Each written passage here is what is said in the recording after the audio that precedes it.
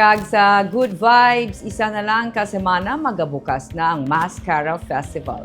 Masako na ang preparasyon na ginahimo sa organizers. Humalin October 1 sa opening sa Masskara Festival, tubtob October 20, may full road closure na ang ipatuman humalin na 3 p.m. tubtob 3 a.m. kun weekends kag 3 p.m. tubtob 2 a.m. sa mga dalan sa palibot sa Bacolod City Public Plaza. Sa September 28, may half closure na nga ipatuman para sa mga pagahimuon nga preparasyon. Sa palibot sa Bacolod City Government Center grounds naman, may road closure humalin October 1 to 19, 3 p.m. to 3 a.m. kun weekends kag 3 p.m. to 2 a.m. kun weekdays. Sa Lacson Tourism Strip naman, October 13 to 21, 7 p.m. to 6 a.m. Full road closure sa October 16, 1 p.m. to 6 a.m.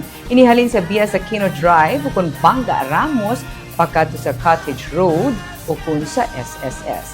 Sa Electric Masskara Street Dance Competition sa October 17, full road closure 4 p.m. to 9 p.m. sa Circumferential Road halin sa Lopez East pagkadto sa Lilipuan sa Padonia, Juliana Heights. Sa school and barangay category nga arena and street dance competition sa October 18 to 19, full road closure humalin 1 p.m.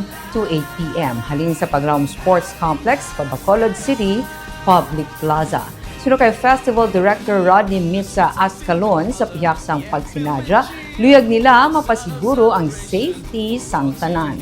Sa October 1 na ang opening sa BCGC grounds at 4 p.m. Security and safety have always been at the core of the Masskara Festival.